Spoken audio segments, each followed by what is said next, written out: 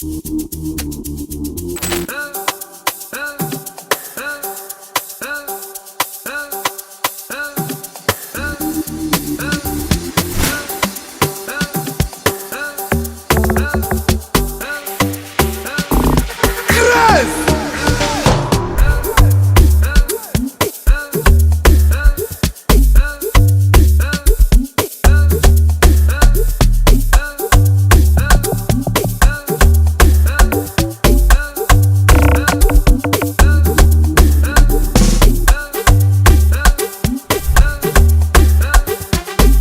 your track today.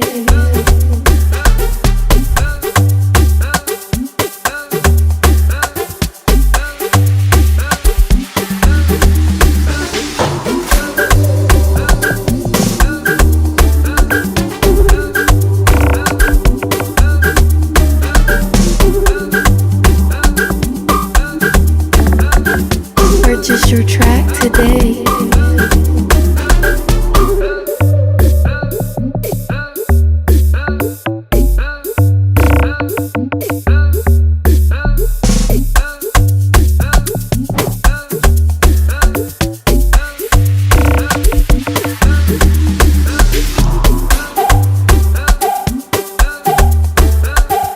Purchase your track today.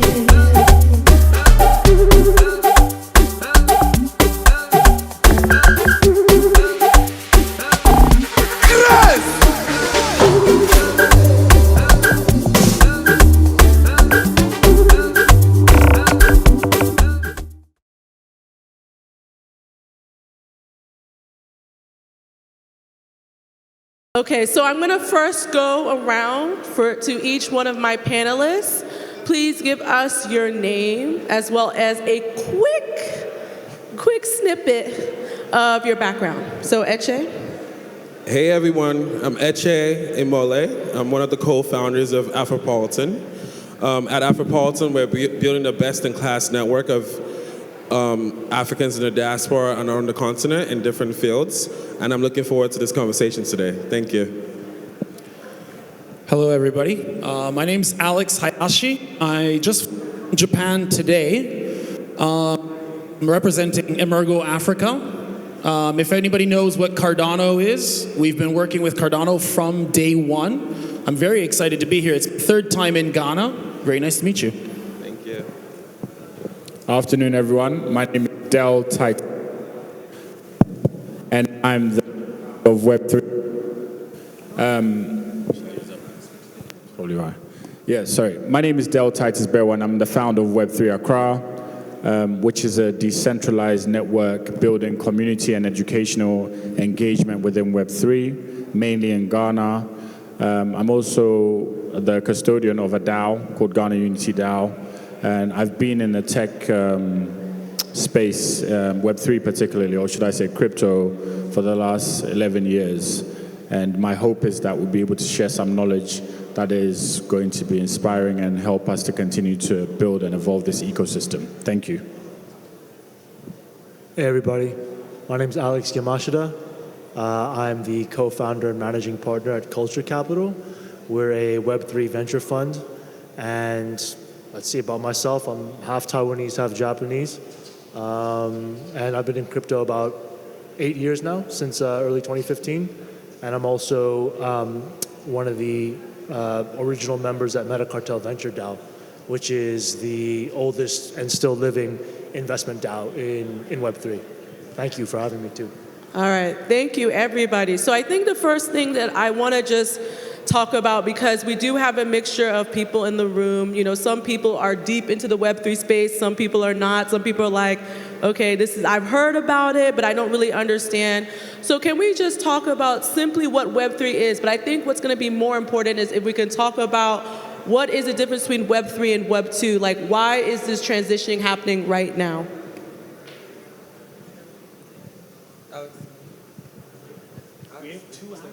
Yeah, we have two Alex. It might have to be Alex 1 and 2. Go ahead, Alex. Go ahead. So I would say the main difference for me between Web 2 and Web 3 is that Web 2, largely speaking, is businesses built on the internet that are centralized, whereas Web3 largely decentralized. Why is that important? It's because, well, if you take a look at the current Web2 landscape, we're talking your Facebooks, Metas, your Googles of the world, they extract a lot of value. However, the vast majority of that value is not actually shared amongst the users of a given network. Why is that important? Because a network and the network effects that come out of internet businesses are actually the very thing that allow them to scale. And so therefore, to have that massive ability to create that value. And if the users that are the very people that allow for that scaling to happen don't get compensated, the seesaw is a little bit tilted, shall we say, in the wrong direction. It's not a very even sort of splitting of the pie, if you will. So that's the main difference between Web 2 and Web 3. And I forget, there was another part to your question as well, too? Yeah, I think one thing that I also want to talk about is why now? Like, why do you feel like, because Web3's been around for a while, right? And so I'm curious, over the past, I would say like maybe 3 years, it's really gone up. What do you think has made it so impactful right now and people are really excited about the different use cases of Web3 technology? Sure. I'll maybe take a step back and tell you sort of why I think that's the case from like a historical perspective, right? And so the mental model that that I take when I look at what tokens and what blockchains really are is they're just an incentive and coordination mechanism, right?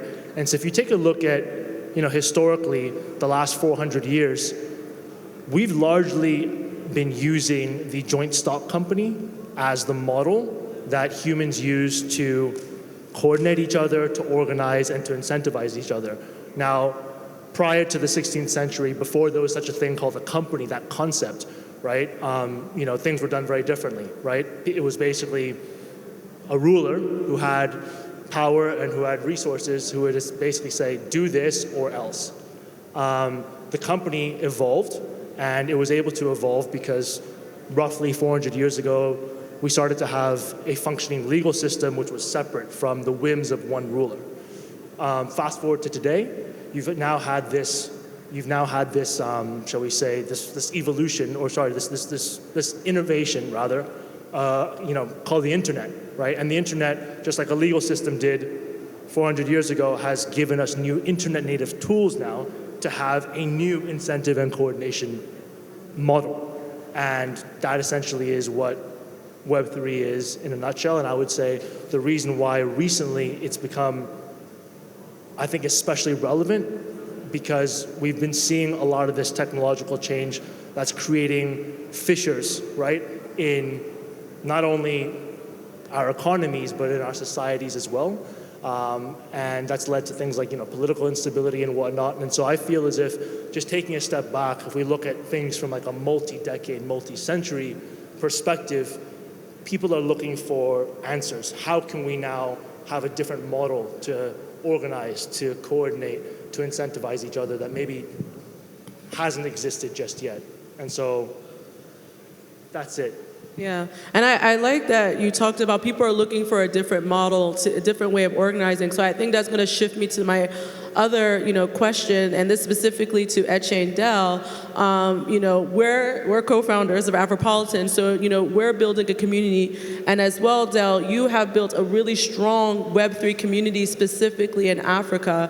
So, I'm curious, why have you decided to focus on Web3 specifically in Accra, and how do you see it blossoming specifically in this local community? Wow. So for me, I think the reasons why Web3 needs to exist in Africa, not just Accra, but in Africa, is it's born out of necessity. So there's an urgency to solve the disjointed aspects of our infrastructure. So what's an example? Land litigation issues. So you had land litigation issues for centuries. My mother's gone through it, your mother, your father, everyone's gone through it.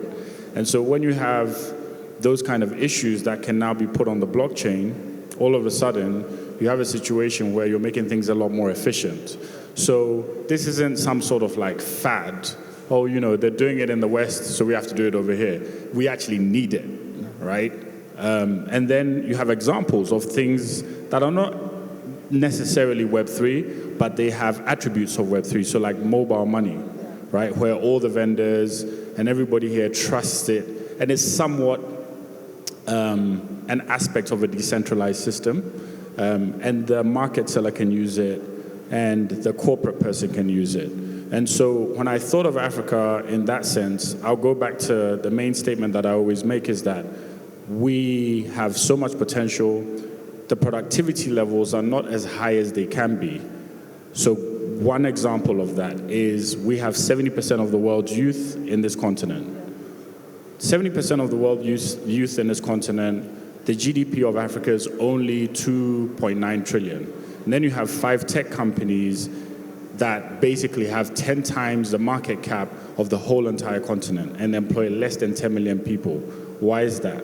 Because our productivity is not as high as it can be, right? And so by integrating Web3 into our existing infrastructure, we make things a lot more efficient, and it helps us to grow as a continent, as a country, as a city.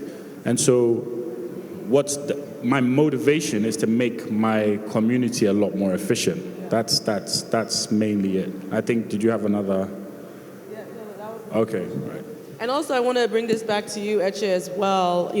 As we've been building, Afropolitan, I think it's important even to talk baseline, what we're building, number one, but even two, the importance of community, because that is one of the key words that we use specifically in Web3, right? Yeah.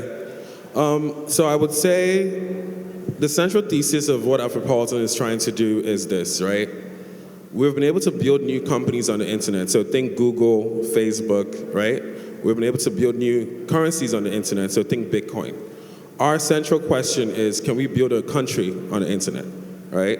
And the reason for that is we asked ourselves, where in the world are Africans by and large free? It's on the internet. It's on the internet that our music has been able to travel. It's on the internet that our movies have been able to travel. It's on the internet that our culture is able to travel. So now we asked ourselves, what would it look like to create the first ever internet country, but this time get Africans in the diaspora, as well as Africans on the continent, to come together. And this cuts across borders, right? And so the inspiration for this was also the year of return that happened in 2019, right? For people who were in Ghana during that year, it felt like Wakanda here, right? And so for us, Wakanda doesn't just have to be a December thing, it can be your life. You know what I mean? And through Afropolitan, we're looking to really build and attract builders that cut across borders, that cut across different places in the world. And the reason why Web3 is important is, take for example, I'm Nigerian, right? The Nigerian currency at the start of the year was 400 to 1, right? When Chika first moved back to Nigeria, it was 150 to 1. Today it's 800 to 1. So if you had kept your savings in Naira, you'll be cleaning a toilet by now, yeah? But the question is, why do we have to depend on single points of failure in our systems where the nation-state experiment, frankly, has failed for Africans globally, right? And so the idea is, can we utilize the internet, and specifically Web3, as a governance model to build something that works for us sustainably? And that's how Afropolitan is tackling that. And to you, Alex, obviously Cardano's been one of the main blockchains we've heard actively investing in Africa and in the space. And, also, as an investor, I'm curious, what has been exciting to you in Web3? What are the use cases you've been seeing specifically, uniquely positioned for Africa as well when it comes to this type of technology? Well, thanks. Definitely, I think the sort of exciting part about truly being able to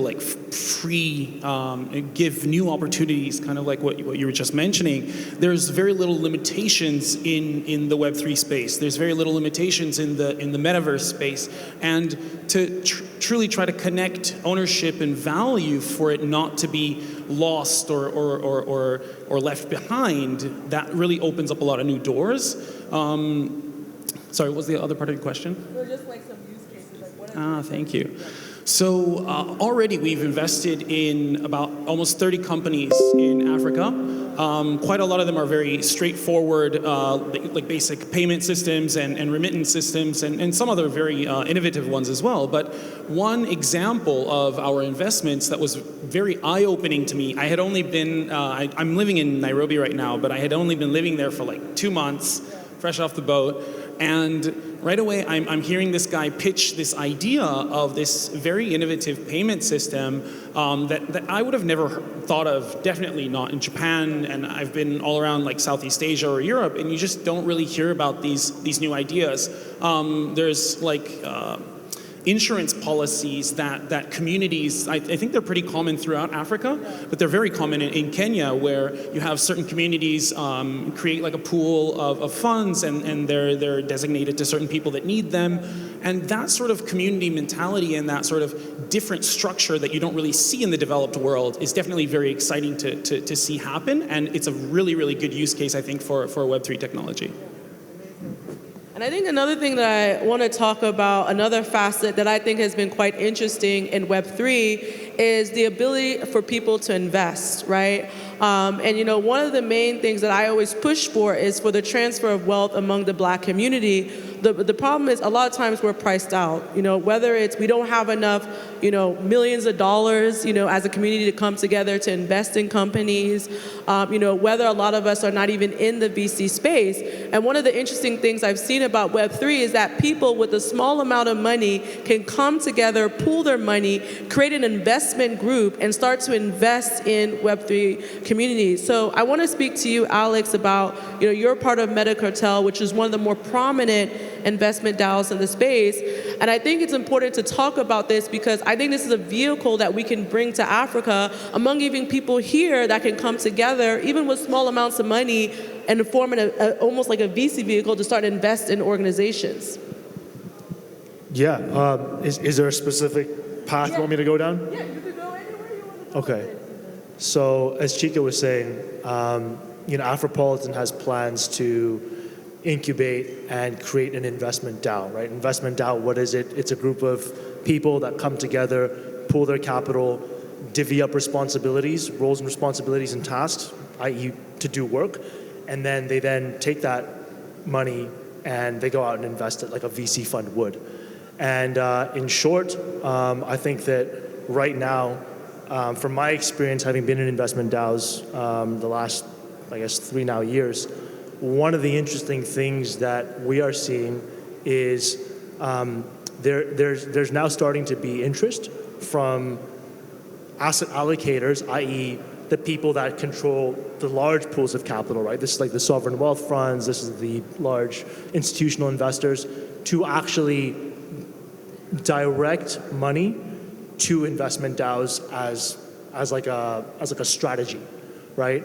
And so whereas, you know, I have been part of this one investment DAO, Metacartel, for the last 3 years, we were a very generalist investment DAO. There's now a bunch of different vehicles like ourselves, but that are focused not on one general thing, but on like specific avenues, right? Africa being potentially one of them. And so, you know, this is still something that I think we're working on, but I would urge anybody in the crowd or anybody that you all might know who is interested in investing in ventures, investing in Web3, and specifically those that are in Africa or that are African related, to, you know, reach out to me, to Chika, to Eche, what have you, about that if there is any interest, because that is something that we'll definitely be working on to build and grow, and it's legitimately something that I think is going to be one of the key parts to the next Web3 cycle as well too. And even further to you, Alex, I want to talk about, you know, from an investor standpoint, VC, you know, we're entering into a bear market, right? Or we've already entered into the market, right? And so there are a lot of VCs who might be holding on to capital. I think for you, how are you going to navigate this space? I mean, it looks like maybe over the next 2 years, we might still be in this type of economy, right? Yeah, sure. So I guess the short answer is that for the next couple of quarters, the funding environment is just tight, right? That's just it. That's the reality. Why is that? A whole host of reasons, but largely because of the fact that, the ultimate original pools of capital, again, the sovereign wealth funds, the large family offices, they're just not deploying as much. And so therefore, funds, people like myself, perhaps some of you guys as well too, the access to capital that we have is just a little bit less. Actually, not a little bit, but significantly less, right? However, that being said, out of that pool of people that I was describing earlier, like that sort of control the strings to all these purses, there is a segment of them that invest on not just multi-year horizons, but multi-decade horizons, right? And so I think that, in the near term, the funding environment will be difficult. However, in the long run, people are still going to have to invest, and there are still people deploying. And the reason why they're going to have to invest is because if you're an investor, you take any kind of a view over a year, right? Where are you going to find growth, right? I personally think that, not to drift us into too much of a corner here, but I personally think that large central banks, they don't really have many more options. Sure, raising rates, are you really going to be able to do that for that long? What happens if rates are going to be sustained at increasingly higher levels for the next 3, 4, 5 years? I don't think that central banks are structurally going to be able to shift away from this environment. And so the only place to find growth, for money to find growth, to find those returns in the long run, is to invest in technology. And Web3, thankfully for us, happens to be, I would say, at the frontier, or it is one of the frontiers for tech as a whole. So for our case, for 2023, we obviously have a committed amount that we're going to be investing. So luckily, that hasn't really changed. If the markets don't really pick up in 2024, I guess you're right. We'll sort of be maybe slightly limited, but definitely we're working on new, there's one media outlet that we're working on. There's also another protocol that Cardano itself is working on, this big overarching theme we call RealFi.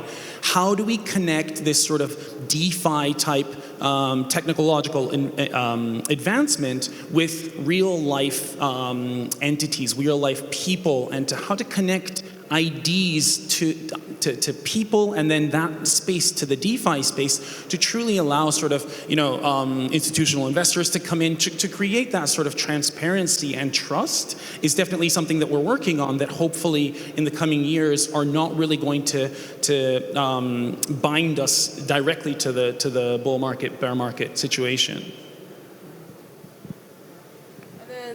I think one other thing that I want to talk about outside of just investing in capital is I also think it's important that we also invest in people, right? And specifically around education. So I want to speak to you, Del, and then go to Eche, and that, with Web3 Accra, how are you, what type of programs or systems you're putting in place to educate and invest in the people here in Accra around Web3? Right. So our model has been very much built on a system that relies on us providing the resources to attract the audience that we're looking for. So when I sit down with our partners in the West Coast, who are typically like blockchain entities or Web3 companies that want to invest, my conversation with them is that you need to learn to understand and not come here to take advantage, right? Because usually big tech companies in Web 2, their model is, how do we get more users? And so they only come to the continent to basically get users. And when I sat with them, I said, we're going to do this differently. What we're going to do is we're going to put down an investment, and that investment is going to go towards building the ecosystem, which I believe will yield over a period of time. Let us educate and let us build a community. So when we've done our conferences, for example, I have strongly been against charging huge fees for people to come and learn about something they don't understand, right? And also if the target audience that you're going for is the youth, they don't earn a whole lot of money like the way maybe some of the people in the room here maybe, or, in the more established markets.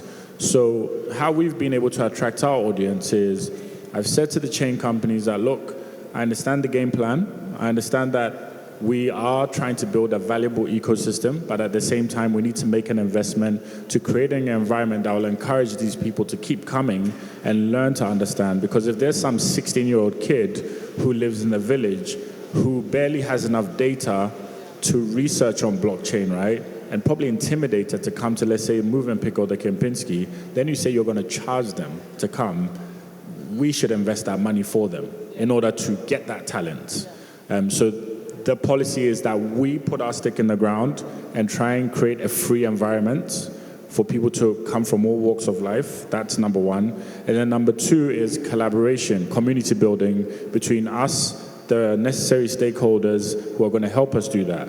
So prior to us getting Web3 Accra on the ground, I remember when I had conversations with people in the community, if I'd mentioned that anyone from BOG or anyone from government was coming, they're like, no, we're not coming to the conference. And I'm like, that has to change. It has to be a collaborative effort where government understands that there's an opportunity, and also the community does not look at the government or the institutions as the bogeyman. And so we also work very collaboratively with the institutions and the stakeholders, try and understand the different points of view and find a middle ground. So that's the basic way we tackle our education and community building, collaborative and creating a free environment so that everyone from everywhere can participate. Amazing. And Eche, I want you to also to speak about, for us, we recently did our Afropolitan Citizen launch, and I would love for you to talk about that, that experience, and even some of the plans we're looking to do going into the next year. Yeah, so I think with Afropolitan, like when we say, like, hey, our goal is to build the first ever internet country, people are like, what is why a country? Like, how is that going to work? Right, so first I'll talk about the 4 phases, and then we'll talk about the plans going into it. So we've talked about the why. Everyone can understand the why. I'm Nigerian, there's some Ghanaians here, there are different people from Africa in the room. Most of us don't know what good governance looks like except when we travel outside the country, on the continent. And that has to change, right? Like that can be a sustainable plan because the West isn't going to give every African visas, right? So at this point, we have to be able to bring those opportunities and the optionality that we're looking for to people on the continent. And I'll tell a real quick story about that. We ran into a founder friend who's from Wyoming, and he says, hey, one of my developers is Nigerian, right? And we're like, oh, how did you meet this guy? He's like, well, he lives in Enugu, Nigeria, which is like in the eastern part of Nigeria. I'm like, oh, how did you guys connect? He was like, well, he kept on DMing me on Twitter. I'm like, okay. And so he was like, so eventually we gave this man an internship, and then eventually he graduated to $80,000 a year, right? Most of us move out of our home countries for opportunity and optionality, right? But now the internet allows those opportunities and optionality to come to us where we're at, right? So imagine instead of this one person in Enugu, imagine 1 million people, right? Most of us, I don't like the jollof in the US. I ought to be back in Ghana in a minute, right? But when those opportunities are now on that same level, we want to bring them to people on the continent. And so then to your question, how is that possible? With Afropolitan, we want to provide people access to information, access to capital, and access to opportunities as well, right? How does access to information work? Something as simple as how do you even raise as you're a founder? You want to create a deck. What does a pitch deck look like? We're going to be hosting a pitch combine right after this as well for founders, right? Again, that's just one example. But even just career opportunities, how do you get advancement in your life? Educational opportunities as well. So next year we have partnerships with Emurgo Africa. We have partnerships with the Near Foundation, and we also have partnerships with Tachyon, which is a Ethereum, accelerator as well, right? Consensus. And so by unlocking these partnerships, we are able to give people access to some of these opportunities. Then let's talk about access to even people or places. Earlier this year, we were recognized by the New York Stock Exchange as the first ever internet country, right? And that was also an opportunity that we got through Alex and Culture Capital, right? And what we're really saying is we're building a network where people are able to plug into these three things, right? Access to capital, access to information, and then access to opportunities that advance your life. So that's how we're thinking about it. Amazing. So I'm going to go to the main floor now. If there's any questions for our panelists, I believe there's going to be a mic passed around. I see a lady right here. We have time for 3 questions. Oh, we need to use them. Oh. Here's another story from a bad man.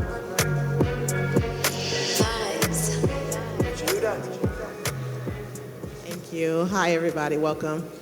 My question is with, I agree with you totally that the country needs to be digitalized, brought up to speed. The only question I have is for your new ventures, how will cybersecurity be innovated into that to secure all of these new digitalized systems that we'll be using in Ghana and that we're not used to using? How safe will it be? How secure and tight will those systems be to store your information and know that it's safely stored?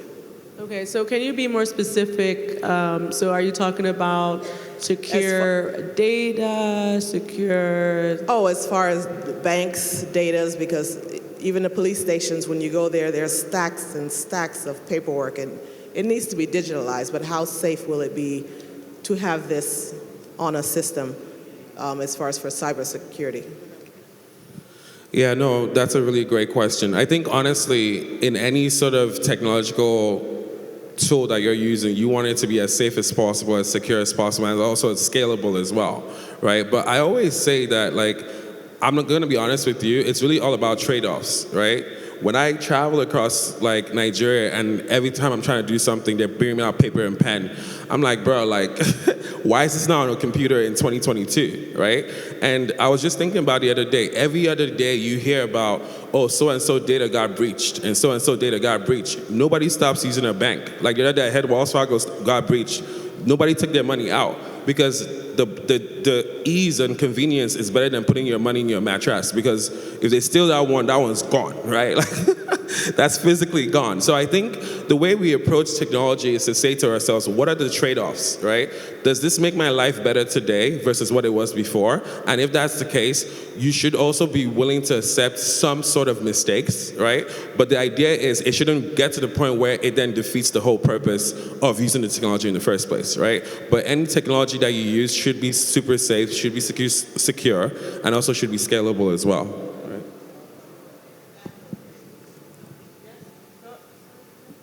Oh, hello. My name is Ruth, and I'm from Nairobi, Kenya. Happy to hear that you're from Nairobi. So I have a question about the whole Web3 space. So apart from payments, what are the sectors those who have dealt with Web3 have you dived into, and why? Apart from security and the other advantages of Web3, is it that Web2 has failed to cater fully to those sectors, or why Web3 and not opt to improve Web2? Okay. So I'll give a very direct example. I think for creatives, that's been one of the more interesting parts about Web3. So, for example, our artists, so we worked with an artist, his name is Ogosa, he's based in Edo in Nigeria. And funny enough, before Web3, he was just a digital artist, right? So he would just create his digital art, he would sell it online, and it was going. But what happened was he, on his own, started educating himself around, okay, how do I take my digital art into an NFT? Right? And then what started to happen is it opened him up to a global audience, because he didn't have to go back and forth on payment issues, right? Like, for example, still today, like, PayPal does not work well in Nigeria. Like, I had my account shut down when I went to Senegal for my PayPal account, right? And so he, as a digital artist, could create an art on NFT, sell it to a global audience, and what's happening now is he's not only beholden to just getting Naira, he can now get dollar, yen, whatever currency he wants, because these people are paying through Ethereum or Solana or Cardano, whatever, chain he decides to put his NFT are. So I think that for, creatives specifically, it's creating an ownership economy, right? They can create their own distribution. They're not beholden to Facebook algorithm or other Twitter algorithm. They're creating their own communities, right? And I think that's one of the more interesting parts about Web3, specifically around creatives. But I don't know if there's other things.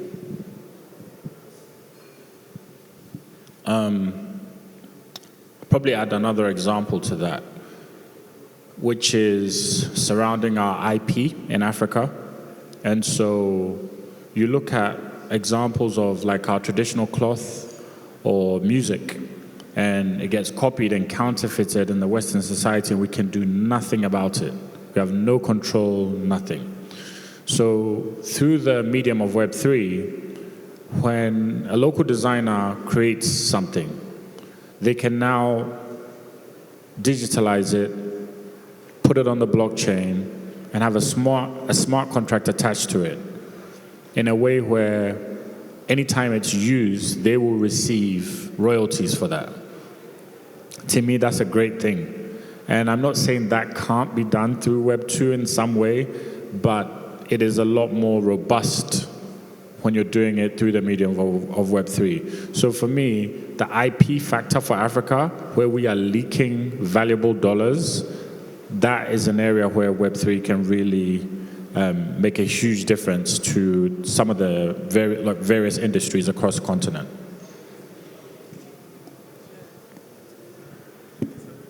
So I think even in the health space, right, I was privileged to meet Afropolitan member Lyona, who works in the biomedical space, and she was educating me on how clinical trials work, right? So I think there's a lady who, back in the day, I forget her name, I think it was Henrietta Lacks, right?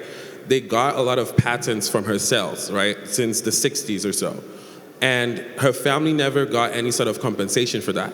But her cells have been responsible for so many scientific breakthroughs in healthcare, right? But imagine a world where if you go for clinical trials now, your cells or your signature is on blockchain, right? So when they want to, anytime they use your stuff, you get compensated immediately because it's on record and it's on chain, right? Those are the type of use cases you can start to think through of. Instead of us saying, oh, let's keep on fighting for reparations, let's just make reparations encoded. You feel me?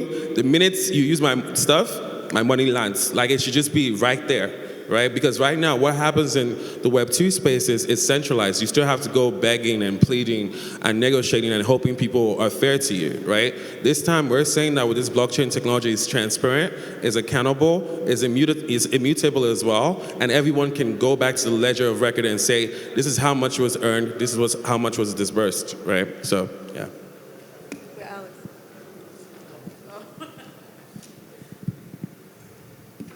Yeah, to expand on to what you were saying, to answer your question, Web3 cuts out the middleman, and it shortens the distance between the original creator IP holder and their audience or their customer or their follower, whatever that may be. So, yeah, I just wanted to say that because I think that's how I just sort of crystallized it in my head.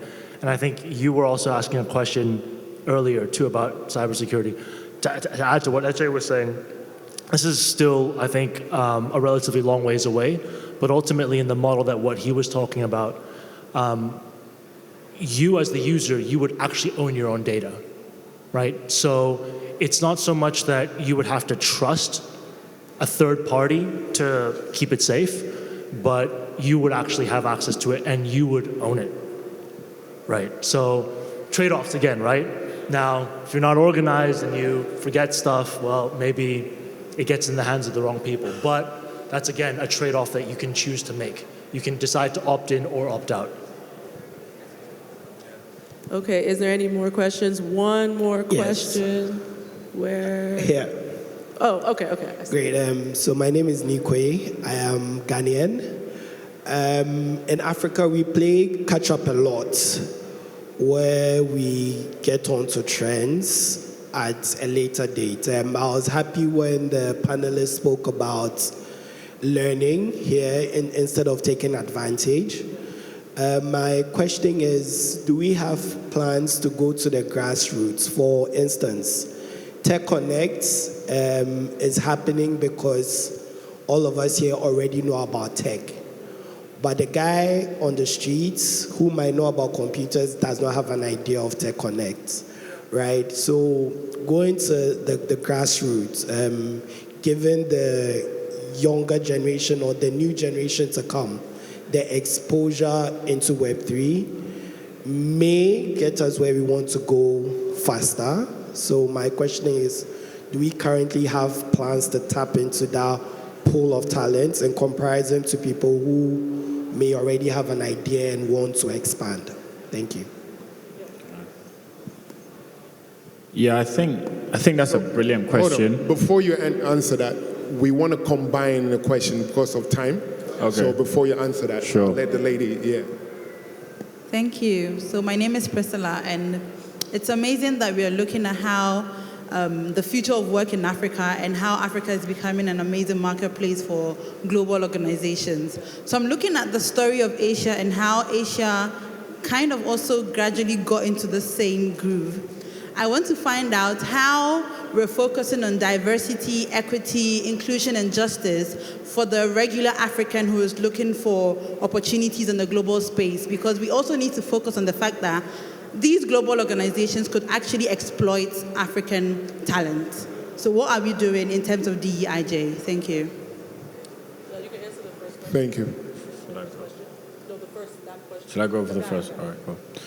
Yeah, so regarding the first question, I think that's why, as I said, the first pillar of our model here is education. And how, right? To answer that directly is about implementing blockchain into the curriculum. For me, obviously, having been in the space a little while now, Web3 is not that complicated. It sounds very dismissive to put it that way. And the reason why I say it's not that complicated is Web2, the infrastructure of the internet came the World Wide Web, emails, websites, and apps for the smartphone. Web3, the infrastructure of the blockchain, you now have cryptocurrencies, NFTs, and the metaverse, and so on. And so in order for our youth, or for us to be in a position where we are clear on what the future looks like, we first need to get it into our education system and then prepare the youth mentally to face the future, right? So that's the first thing institutions, companies need to be doing. Get it into the curriculum. Then the second thing happens after that is when you get it into the curriculum and people have some context of what they're learning, we're now going to be in a position where foreign companies cannot just come and say, we are paying our execs higher than we're going to pay the local talent. Because the local talent will be well versed or have intermediary understanding of the industry. And that's what's happening now. Web2 companies come and obviously they'll bring their own builders, or the hierarchy will be senior management, and then they'll give the hard labor jobs to the local workforce. And it doesn't really put us in an advantageous position. And so I would say it as many times as I can, every time I get the opportunity, is education within our curriculum system. Forget cryptocurrencies, let's put that to one side. Web3 is not cryptocurrencies. That is, everyone's concept of Web3 is that it's crypto. No. Crypto is built off the blockchain, right? Crypto is like, as a consequence of the blockchain. Once we understand how the blockchain works, a lot of other things will come full circle in this space. So that's, I'll leave room for the other participants. Yeah, so one of the projects that we're launching out of Kenya, but also in multiple different countries in Africa, is a scholarship program to provide developer training for Africans at a scholarship, so basically for free.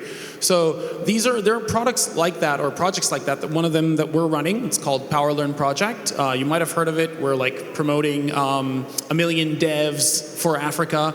So there's lots of opportunities like that. But ultimately, empowerment or connecting that to improve your life has to come from employment or finding your career or building that career. So one of the things that PLP, this project that we've launched, is focusing on is recording that data, recording what you've done, what projects you've worked on, and recording it on the blockchain, creating that sort of transparency and portability. You can take it with you, you can prove what you've done. And so to actually access that, I think ultimately is up to the individual, you know, like empowerment. You can't just like sit around and hope for somebody to empower you. But there are lots of very cool opportunities like that. And I think Web3 and the freedom that internet brings is definitely sort of making that a lot closer and making it so much more fair to people in Africa.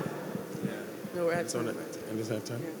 Okay, so thank you everybody. I really enjoyed this panel. It's such a diverse group of people as well as different perspectives. Also next door in the ballroom, if you are a founder, right? If you're a founder, if you are building a company, if you're even thinking of building a company, or if in general you want to understand and sharpen your pitching, right? So the ability to be able to pitch, next door we have brought Tachyon, and they are going to really sit down and do a pitch combine and really walk you through how to pitch and set up your company. I urge you to do this. The guy has been in, you know, the startup space for over 15 years. So he's really bringing a wealth of knowledge of really how to prep you, as well as for those who are like, I'm fundraising, I'm putting together a pitch deck. He's going to really not only walk you through that, but also help to sharpen your own startup idea as well. So that's happening next door. Thank you, everyone.